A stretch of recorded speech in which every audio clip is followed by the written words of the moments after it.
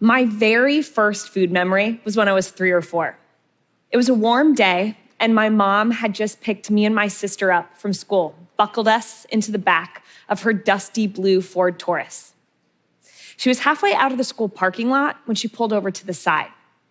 She strangely reached for her purse that was resting on the dashboard, started fishing around for something until she found it. Then she twisted around to us, and she tore open a yellow paper bag of slightly melted sugar babies. She poured a few of the pellets into each of our tiny hands. Now, I want to be clear, this was not a normal mom thing. This was breaking several rules. It was after lunch, but before dinner. We were in the car. We hadn't done anything spectacular to be celebrated. And sugar babies are, well, pure sugar.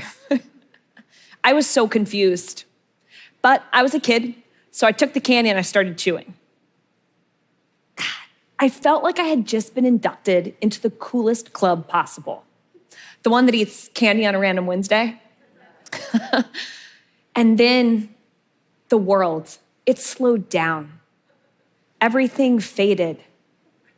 And then everything sharpened. There was only one word for what I felt in that moment. Magic. Real magic. Now, most people think that's kind of crazy, 3 or 4 years old. I don't remember anything about my childhood for years after that, but I remember that day, I remember those sugar babies, and I remember that feeling. Now, most people think of magic as a trick, right? Abracadabra, this seemingly impossible act put on purely for entertainment. But I'd like to challenge that. Magic, real magic, is not an illusion.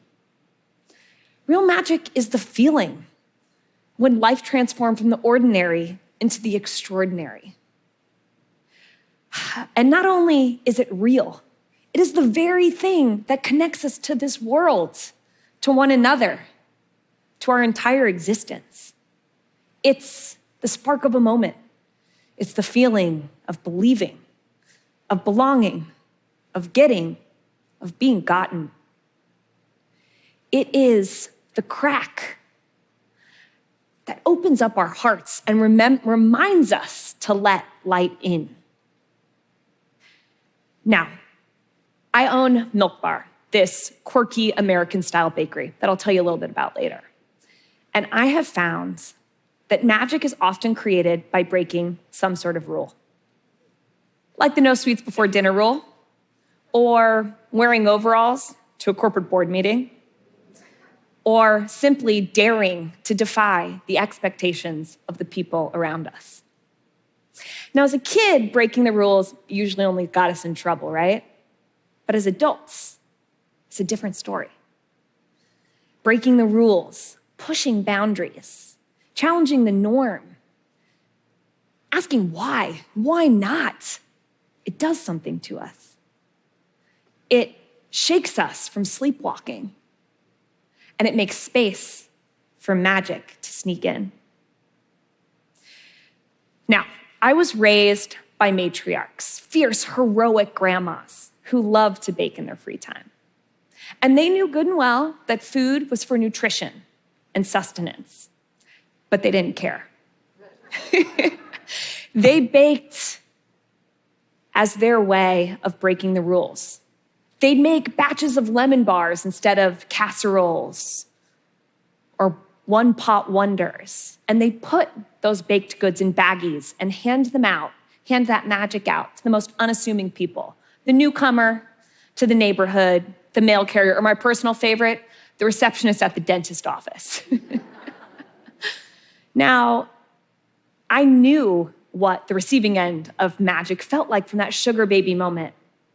But witnessing what the giving part of real magic did, it moved these people. It was awe-inspiring.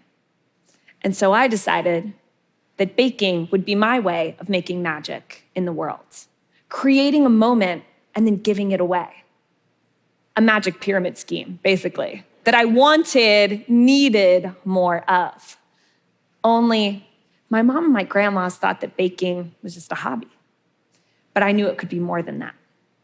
So I moved to New York City to become a professional pastry chef. I went to culinary school. I climbed the ladder of fancy restaurants, making fancy desserts to become the very best of the best. Only, I never found magic in those beautiful, delicate, plated desserts. I could only find my magic in a cookie or a slice of cake or a gooey, underbaked pie. And so when I opened Milk Bar, that bakery that I was telling you about, I decided I wasn't gonna frost the sides of a cake like the textbooks taught me. I decided I was gonna load cookie dough with marshmallows or pretzels and potato chips and butterscotch chips and coffee, tossing convention out the window. I wanted people to eat birthday cake, not just on their birthday, but any day they wanted. I knew that my magic came in the form of these simple baked goods, but I also knew that simple, approachable, accessible, nostalgic flavors were my best jumping off place to create new desserts. Almost as though fancy were the enemy of delicious. I'd go to county fairs to nosh. I'd go to the diner and order slices of pie from that revolving display case. I'd take French fries and dip them in chocolate milkshake and dream. And then I'd go into the kitchen and tie on my apron and start mixing up a new creation, rooted in something known and safe and loved, but reaching far beyond what anyone thought accessible or approachable or doable. Breaking the baking rules became my daily ritual. I mean, who says a layer cake can't taste like salty, multi-sweet pretzels? I mean, my culinary instructors, for one. Watch me, I'd think. And I'd take pretzels, toast them in the oven to deepen their flavor, then grind them into a powder-like consistency, and substitute some of the cake flour in a recipe for that pretzel powder. It's pretty good. When I was opening Milk Bar, I knew I wanted to serve ice cream, a rebellious kind of ice cream. No surprise, right? So I decided to buy a soft serve machine, which for the record was very rebellious at the time. Had to decide what flavor to make. I mean, why do we only accept chocolate and vanilla as ice cream flavors? I needed to come up with something better, different, push that boundary. I needed to come up with a flavor of milk that was different. Milk is like the base of any great ice cream. So I sought out inspiration at my 24-hour bodega, favorite place to go. Because that's where we all shop. That's where our simple taste buds are formed. It's the flavors we know. Up and down the aisles till I hit it. My favorite section of the grocery store as a kid, the cereal aisle. Now, as a kid, my mom and I had an agreement. I was a pretty picky eater, and we agreed that I could have as much cereal as I wanted as long as I drank all the calcium-rich milk at the bottom of the bowl. I mean, I thought it was highway robbery. Does she not understand how good that sugary, sweet milk was at the bottom? Well, that's interesting. That's a really delicious flavor of milk. It moved me. It made sense to me, but would it make sense to other people? Figured I'd give it a try. So I went back to the kitchen and made the equivalent of a giant bowl of cereal. I strained out all that delicious milk and I spun it into ice cream, put it on the menu.